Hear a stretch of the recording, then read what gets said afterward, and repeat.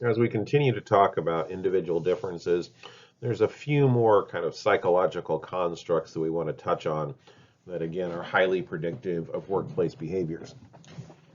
And though you've already heard me say it in these other modules, I want to again stress the idea that the idea isn't just to quantify an individual, it is to quantify an individual, to compare them to the quantification or the ratings, if you will, of a role or a job to look for that person job fit.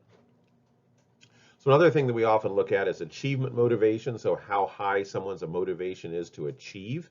And again, this might be one of those psychological or personality measures that we might find added to the big five in some assessments and organizations.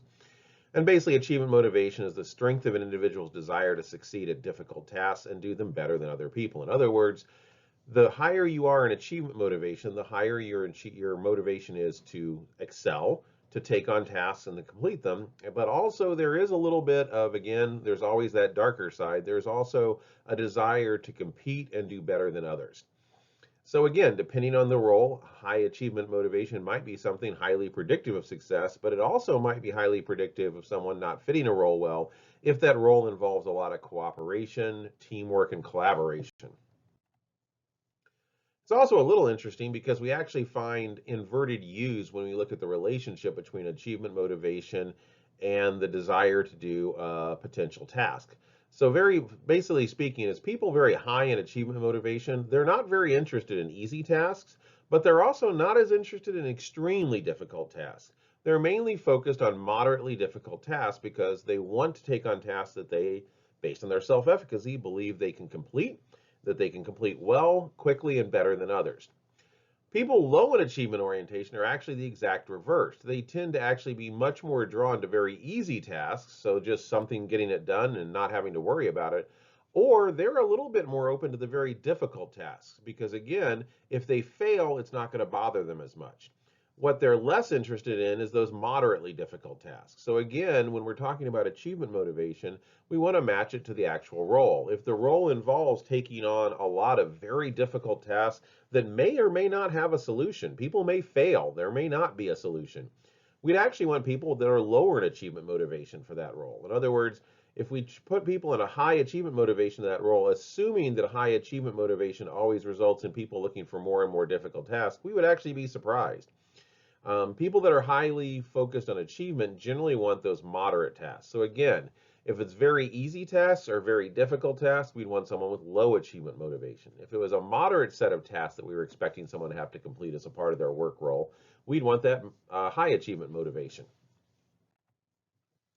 So in general, research has also looked at how high achievers perform in organizations, and not surprisingly, it is found that they are promoted more rapidly. They're purposely choosing tasks that they can excel at, and they're excelling at them often.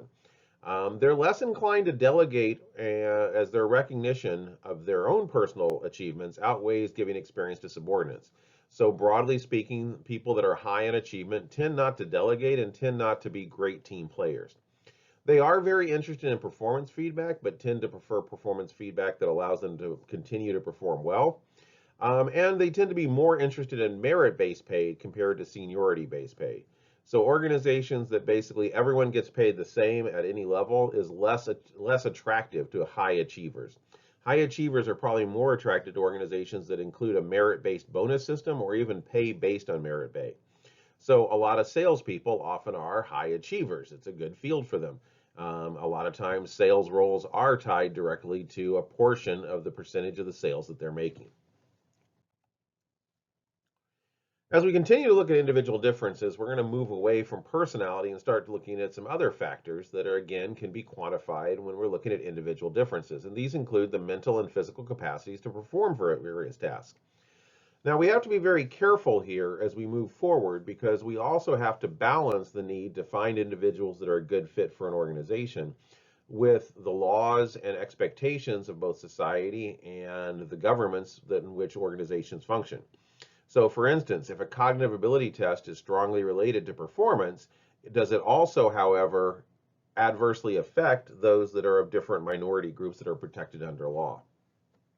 So whenever we're starting to move away from personality, generally speaking, most personality traits are not found to differ as we look at different protected groups.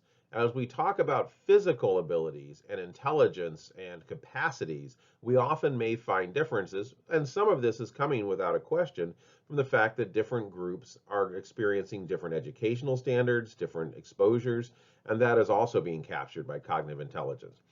So when we talk about mental abilities, one thing to recognize is though cognitive intelligence, the ability to understand complex ideas, to adapt effectively to the environment, to learn from experience, and to engage in various forms of reasoning, and to overcome obstacles through careful thought, i.e. book smarts,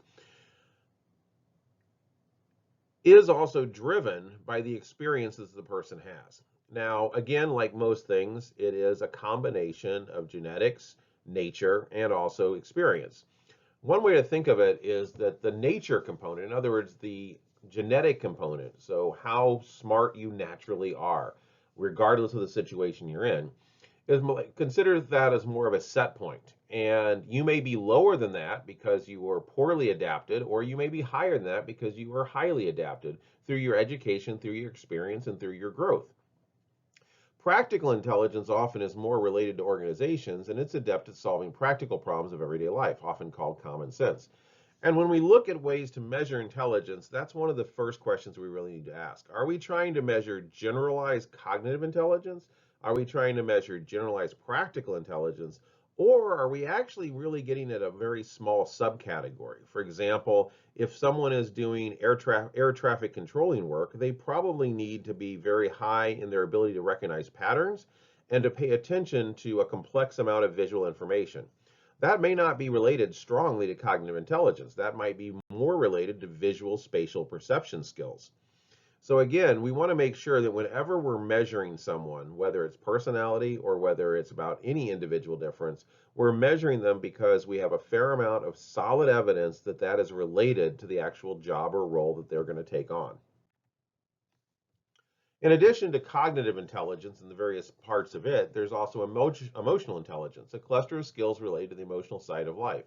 Major components include the ability to recognize and regulate one's own emotions, and you can probably detect that emotional intelligence often is somewhat related to neuroticism. The ability to recognize and influence others' emotions, self-motivation, and the ability to form long-term relationships with others. So the idea of emotional intelligence is basically a third form of intelligence, not just book smarts or street smarts, but also people smarts. And we do find that emotional intelligence is a separate category, and for some roles, some jobs, it's highly important. For others, it is not. When we actually look at how it also impacts a general cognitive ability, we find that emotional intelligence actually has a strong, basically the ability to make up for lower cognitive ability at lower levels. So this is a classic study where we looked at cognitive intelligence, either low or high, and then emotional intelligence, either low or high, on job performance. So people that were high in cognitive intelligence, it really didn't matter if they were low or high in emotional intelligence. In other words, when you have high cognitive intelligence, you're probably pretty good at your job. However, if you are lower in cognitive intelligence, you probably will do better in your job if you're higher in emotional intelligence. So again, it's just kind of how these two factors can interplay with each other. And again, trying to kind of get at this complexity when we're really looking at not just individual traits, but the combination of individual traits. So a lot of places have really started talking about successful intelligence over cognitive or practical or even emotional. And this is intelligence that represents a good balance between cognitive, practical, and emotional intelligence, and may also include some creative intelligence. So there's a lot of different measures out there. And one of the reasons that we want to really consider this is that overall, there's an enormous amount of research that has found that cognitive intelligence is probably one of the better predictors of performance outside of anything else. So if you only had one thing to measure, it's probably one of the things we want to measure. However, at the same time, cognitive intelligence, especially measures that truly try to capture the overall ability of your book smarts, often is also impacted by social economic status and previous experiences. So when we're talking about intelligence, just recognize there's a lot of ways to conceptualize it, a lot of ways to measure it. We sometimes hear the word of IQ, intelligence quota. That's kind of an antiquated term at this point. Very few people use that because, again, it was giving this concept that intelligence came as a finite value and that you had a quota of it. G is often referred to in testing, and that's basically just a general ability of cognitive ability, and that's often referred to as G. But again, we just want to kind of recognize that though there are individual differences, it's just one factor amongst many, including personality and also your own motivation, your need for achievement, that goes into the total of how you actually perform on the job and what the job is. Some other cognitive ability tests that often we'll see in organizations include perceptual speed, the ability to quickly recognize similarities and differences in visual stimuli, a designer recognizing irregular patterns in a fabric, for instance. Number aptitude, the ability to work with numbers in a quick and accurate manner, example, an accountant spotting an error in a financial report, or spatial visualization, which I already talked about previously, the ability to imagine how various objects will look when rotated or moved in space, an architect planning a change in a building design. And this really gets at the idea again that if we're measuring cognitive ability, we probably want to ask the question, do we really care about overall cognitive ability? Or is this particular job or role that we're wanting to measure individuals to see how good of a fit they are would fit into maybe a subcategory of cognitive ability that would be a much better test and much more job relevant? And that job relevancy should always be driving any desire to do assessment testing. If we're assessing individuals for how well they'd fit with a job, one of the reasons we want that job to be well defined is so that we can make a strong ethical and legal and practical argument that the assessments that we're giving truly will pick someone that is going to be more likely to perform well on that job. And we're going to end up on physical abilities, so individuals, so people's capacity to engage in the physical tasks required to perform a job. And again, we have to be very careful to make sure that if we're using physical ability, that it truly is what's called a job relevant skill. In other words, the job could be not done without it. So for example, there's strength, the capacity to exert physical force against various objects. Occupational examples here could include someone that does stocking. If a part of the job involves regularly having to move objects that weigh over 50 pounds, those would be categories where we'd probably want to make sure someone actually has the strength to be able to do those tasks. If they're operating a machine that requires a grip strength of over 15 pounds of force in grip, that would again be something that might make sense to actually measure. Can someone actually physically do the job? Now, if we're restricting access to a job based on physical ability, we also want to make sure there's no way to do accommodations to allow people that would not make that qualification still able to do the job. In other words, is there another machine out there that is easier to operate? And if so, we might be held accountable, depending on the size of our company, if we're not making those adjustments for those that might not have those physical abilities.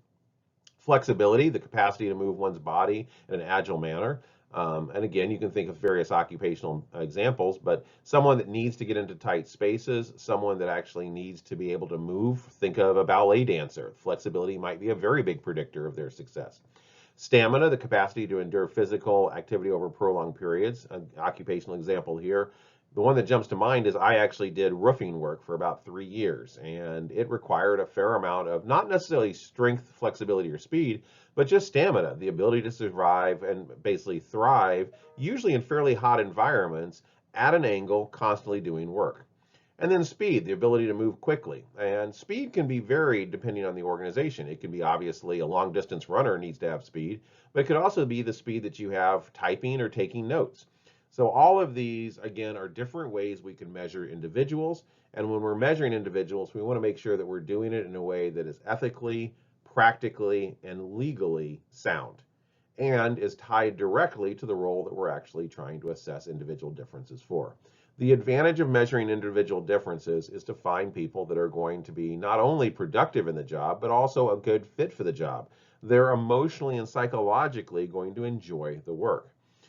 Another way that we can use assessment that we really hadn't touched on is we can also use it to guide our training. So for instance, if we know that a new role is opening up and that we're hiring from within the organization, but this new role will require a little additional stamina, what kind of training can we offer people to bring that stamina up?